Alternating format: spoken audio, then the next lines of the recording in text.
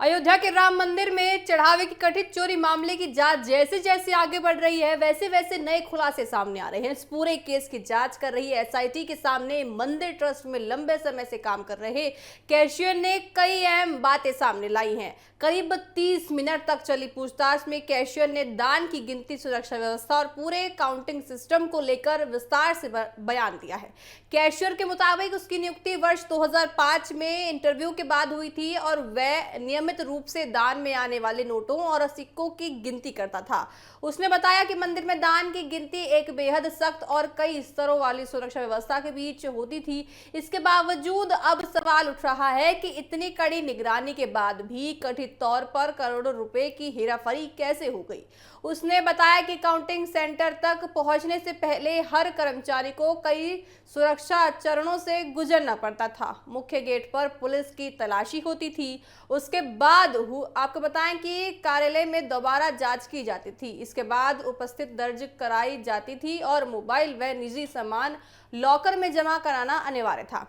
सभी कर्मचारियों को विशेष यूनिफॉर्म पहनकर ही अंदर जाने की अनुमति मिली थी। इसके बाद एसआईसी सुरक्षा कर्मी पहचान की जांच करते थे और फिर काउंटिंग रूम में प्रवेश किया जाता था।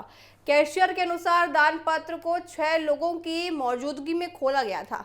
पूरा काउंटिंग रूम लगभग आपको बताएं कि बहुत बड़ा क्षेत्र में है और जहां करीब 10 सीसीटीवी कैमरे भी लगे हुए हैं। यहाँ ट्रस्ट के अधिकारी आपको बताएं कि एसबीआई के कर्मचारी, सुपरवाइजर और कैशियर समेत 50 लोग 2 शिफ्ट में काम कर रहे थे। गिनती पूरी होने के बाद सभी रिकॉर्ड रजिस्टर के दर्ज कराए गए थे और फिर बैंक की गाड़ी के जरिए कैश जमा कराया गया था। इसके बावजूद सबसे बड़ा सवाल यही उठ रहा है कि इतनी सीसीटीवी और इतने स्तर की सुरक्षा के बावजूद गड़बड़ी कैसे संभव है। इसी सवाल का जवाब अब एसआईटी तलाश रही है। पूछताछ के दौरान कैशियर ने कुछ कर्मचारियों के व्यवहार पर भी बयान दिया है। उसने बताया कि आरोपी अक्सर शांत रहते थे और किसी भी ज्यादा बातचीत से नहीं करते थे। इसी वजह से कभी उन पर शक नहीं हुआ। एक आरोपी आपको बताएं कि अनुकुल खुद को बड़े ठेकेदार का बेटा बताता था और धार्मिक आयोजनों व राजनीतिक चर्चाओं में रुचि रखता था। कैशियर ने जांच एजेंसियों को यह बताया कि आरोपी टीनू यादव का नाम लेने पर मंदिर परिसर में कई जगहों आपको बताएं कि कई जगह बिना रोक टोक एंट्री भी मिल जाती थी। हालांकि उसकी ड्यूटी मुख्य रूप से गर्भगृह से जुड़ी होने के कारण वह रोजाना सिर्फ आपको बताएं कि सभी से संपर्क में नहीं रहता था। पूरे मामले में एक और गंभीर बात सामने आई है। आपको बताएं कि कैशियर ने बताया कि जो कर्मचारी सीसीटीवी मॉनिटरिंग रूम में तैनात था वह एक बार अपनी सीट से गायब रहता था। ऐसे में निगरानी व्यवस्था पूरी तरह प्रभावित नहीं रहती थी और साथ ही देखिए जिससे सुरक्षा में चूक की संभावना भी इनकार नहीं किया जा सकता। एसआईटी अब इन सभी बिंदुओं की जांच कर रही है कि क्या सिर्फ लापरवाही का मामला है या इसके पीछे कोई संगठित तरीका अपनाया गया है। जांच एजेंसियां बैंक रिकॉर्ड, सीसीटीवी फुटेज और कर्मचारियों के बयानों को एक एक कर खंगाल रही है। फिलहाल प्रशासन का कहना है कि जांच पूरी होने के बाद ही असली सच्चाई सामने आएगी और किसी भी दोषी को बख्शा बिल्कुल नहीं जाएगा। को देखा जाएगा। देखिए राम मंदिर का जो चढ़ावे का मामला है आए दिन नए नए रुख लेता हुआ नजर आ रहा है। आए दिन अलग खबरें सामने आ रही है। अब कैशियर का जो देखिए बयान सामने आया है उसने साफ तौर से बताया है कि जिस तरह से देखिए सीसीटीवी फुटेज भी होते थे और लोग भी वहां मौजूद थे, तो सवाल आखिर यही उठता है कि इतनी लोगों के मौजूद होने के बावजूद, सीसीटीवी होने के बावजूद ये चोरी या फिर ये धांधलेबाजी कैसे संभव है। फिलहाल चलिए खबरों में आगे बढ़ते हैं। राम मंदिर से जुड़े कथित चंदा चोरी और हेराफेरी विवाद को लेकर राजनीतिक बयानबाजी भी तेज हो गई है। इसी बीच कुश्ती संघ के पूर्व अध्यक्ष और बीजेपी के वरिष्ठ नेता बृजभूषण शरण सिंह ने एक बड़ा और चौंकाने वाला बयान दिया है जिसने इस पूरे मामले को और ज्यादा सुर्खियों में ला दिया है। उन्होंने दावा किया कि राम मंदिर निर्माण और वहां होने वाले दान को लेकर शुरुआत से ही खेल चल रहा है और इसी वजह से अब तक अयोध्या में रामलला के दर्शन करने भी नहीं गए हैं। बृजभूषण शरण सिंह ने कहा कि उन्होंने इस पूरे मामले को लेकर लगभग 4 साल पहले ही अपनी बात साफ तौर पर रख दी है, लेकिन उस समय किसी ने इस पर गंभीरता से ध्यान नहीं दिया। उनके मुताबिक जब पूरे देश राम के मंदिर निर्माण को लेकर भावनात्मक रूप से जुड़ा हुआ था तभी उन्होंने ये संकेत दे दिया था की व्यवस्थाओं और दान को लेकर सवाल उठ रहे हैं और उठना लाजमी है।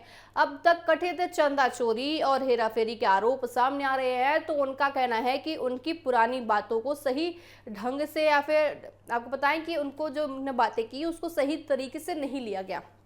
अपने बयान में उन्होंने ये भी कहा कि राम मंदिर जैसे पवित्र और आस्था से जुड़े विषय पर पारदर्शिता बेहद जरूरी है। उनका आरोप है कि आस्था के नाम पर जो व्यवस्था बनी गई है उसमें शुरू से ही कुछ गड़बड़ियां रही।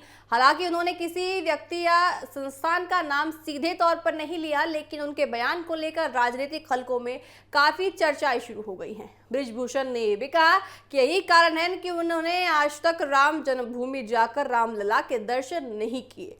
उनके अनुसार जब तक व्यवस्था को लेकर पूरी तरह स्पष्टता और भरोसा नहीं होता, तब तक वह जाने से वहां बचते हैं।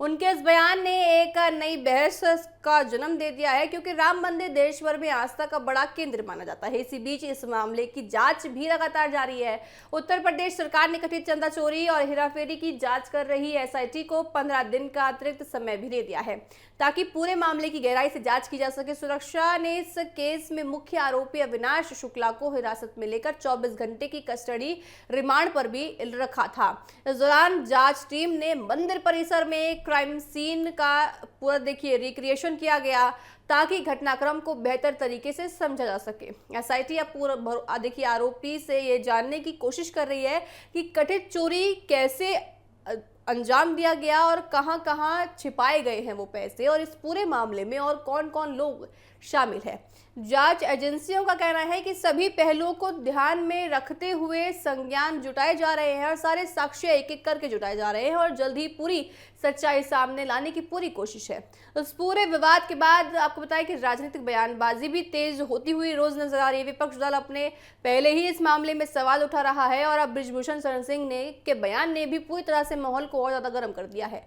उनके बयान के बाद समर्थक और विरोधी दोनों ही पक्षों में चर्चा का केंद्र अब ये बयान बन गया है।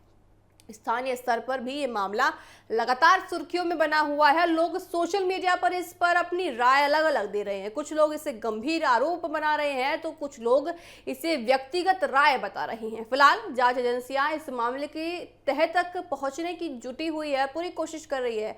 प्रशासन का कहना है कि किसी भी दोषी को बख्शा नहीं जाएगा। जैसे जैसे जांच आगे बढ़ती है, ऐसे इस मामले से जुड़े और भी खुलासे अब सामने आने की संभावना है। कुल मिलाकर राम मंदिर से जुड़ा ये विवाद अब सिर्फ धार्मिक या प्रशासनिक मुद्दा नहीं है, बल्कि राजनीतिक बयानबाजी और जांच एजेंसियों की कार्रवाई के कारण लगातार चर्चाओं में बना हुआ है। बृजभूषण के इस बयान ने इस पूरे मामले को एक नई मोड़ में ला दिया है और आने वाले दिनों में इस पर और सियासी हलचल और देखने को मिल सकती है। तो देखा जाएगा कि राम मंदिर में जो रोज नए नए बयानबाजियां सामने आ रही है, चाहे वो सरकार हो, चाहे विपक्ष हो, चाहे आपको बताएं कि सरकार हो, दोनों तरफ से ही ये चीजें सामने आ रही है कि कभी कोई बयान आता है, कभी दूसरा बयान आता है, और जो भी बयान सामने आ रहा है अपने आप में राजनीतिक प्रश्न जरूर छोड़ के पीछे जाता है।